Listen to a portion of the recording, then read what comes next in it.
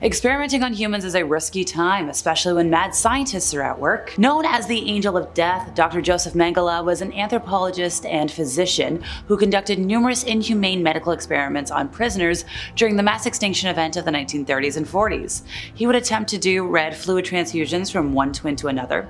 Oh right, he loved twins. He would remove body parts, try and sew it on somebody else, try and make Siamese twins. He'd infect one person with a disease, like a really bad one, see what happened to them versus the other one. So look, if one person passed away from a disease, then person number two, they're not going to do so well. Why? Because, well, he wanted to know the differences between the sick and healthy subjects. This doctor was also very interested in heterochromia, where people have irises of different colors. He would collect a lot of eyes and body parts of his victims and send it through for research. He would put things in people's eyes to try and change their eye color.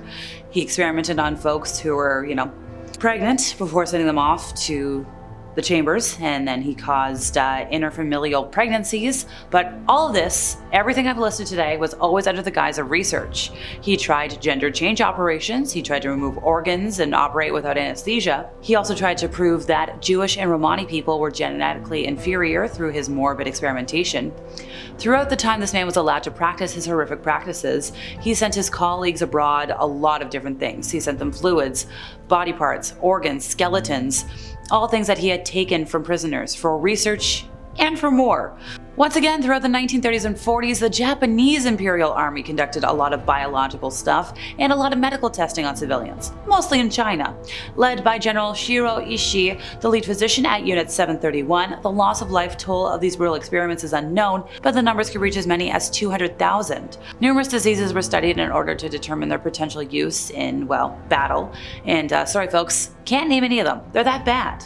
According to experts, people had fleas in clay explosives, and these things were dropped at a height of 200 to 300 meters, and there was no trace of them. What else did these awful people do? They made prisoners march in freezing weather and then experimented on them to determine the best treatment for frostbite. Former members of the unit told media outlets that prisoners were dosed with poison gas, put in pressure chambers until their eyes popped out, and even dissected while alive and conscious. After the war, the US government helped to keep the experiment secret as part of a plan to make Japan a Cold War ally, at least according to a report from the Times. It wasn't until the late 1990s that Japan first acknowledged the existence of the unit, and it wasn't until 2018 that the names of thousands of members of the unit were disclosed. There was nothing 1950s and 60s America loved more than dropping big nuclear devices on things and watching them go kaboom. But in those early days of nuclear weaponry, we really didn't know the effects these nuclear tests had on the human body. Well, Project Sunshine was a series of research studies that began in 1953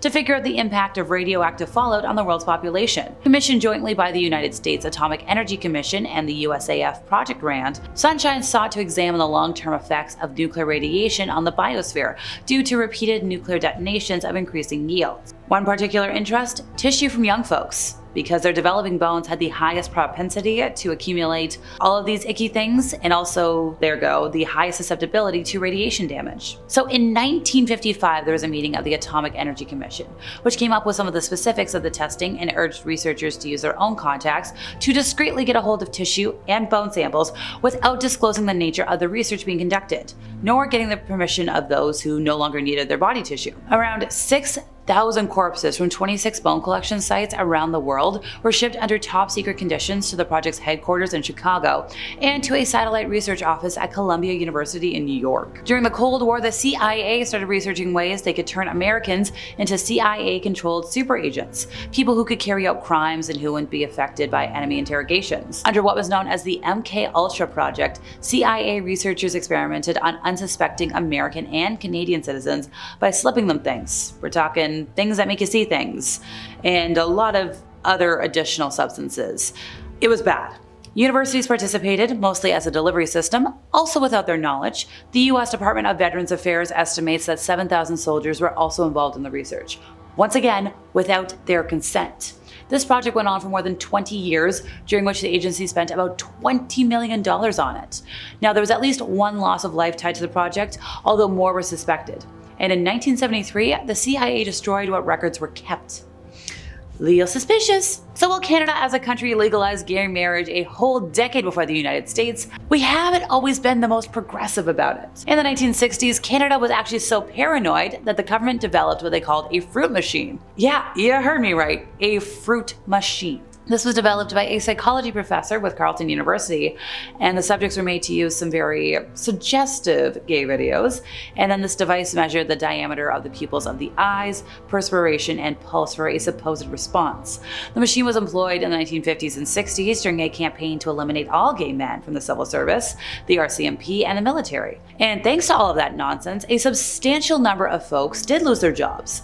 Around 400 people total. And although funding for the project was cut off in the late 1960s, the investigations continued, and the RCMP collected files on 9,000 people who had been investigated. Current Prime Minister Justin Trudeau did offer an apology and compensation to those affected back in 2021, but that's way overdue.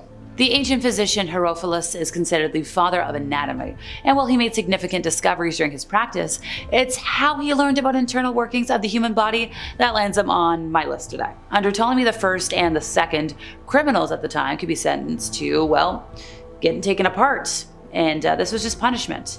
And it said the father of anatomy not only did these to folks that had already passed on, but also performed all of these acts on an estimated 600 living people. Now, don't get me wrong, he made great strides in the study of human anatomy, especially the brain, the eyes, the liver, the circulatory system, nervous system, and reproductive system, during a time in history when taking apart cadavers was considered an act of desecration of the body, because normally you didn't do things to the body after the soul had left it. Yes, you do have to admit that mummification was popular, but that's a whole other can of worms. But don't worry folks, like today, performing these acts on living bodies was considered inhumane, but it was still done. Once again, during that time of the Cold War, both the US and the Soviet Union were eager to discover whether or not the human body could survive a nuclear attack. So a cruel experiment was performed on African Americans.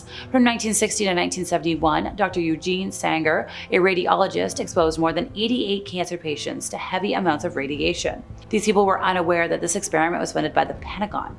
They were told, oh, it's a treatment, it could maybe cure you.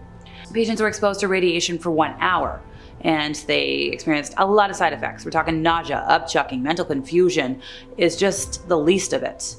Most folks sadly passed away from radiation poisoning, and now we know how bad radiation is for you. Dr. Albert Kligman, in collaboration with Dow Chemicals and the US Army, conducted a horrific medical experiment. This was performed under the guise of, research, but this was actually a study of the effects of Agent Orange on humans. So a lot of folks were subjected with a byproduct of Agent Orange known as dioxin.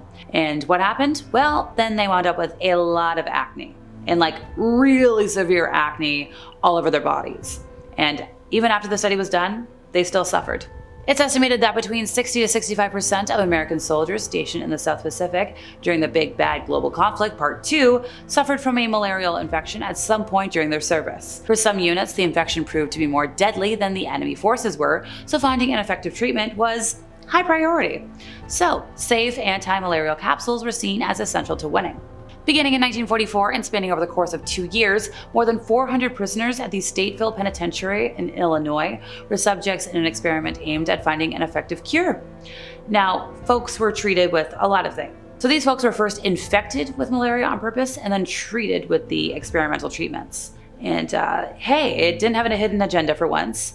And most folks weren't bothered by it because they're like, let's bring the troops home safe and healthy. In the late 19th and early 20th centuries, the Western world was desperate to see these savage, primitive people described by explorers and adventurers scouting out new lands for colonial exploitation. So to feed the frenzy, thousands of indigenous individuals from Africa, Asia, and the Americas were brought to the United States and Europe, often under dubious circumstances, just to be put in display in a quasi-captive life in human zoos. There's one photo of the Filipino zoo girl on display in Coney Island back in 1914, and she was bound all the time. People tossed peanuts at her for fun. It was just awful. And that's all for today, folks. I've been Alexa. See ya.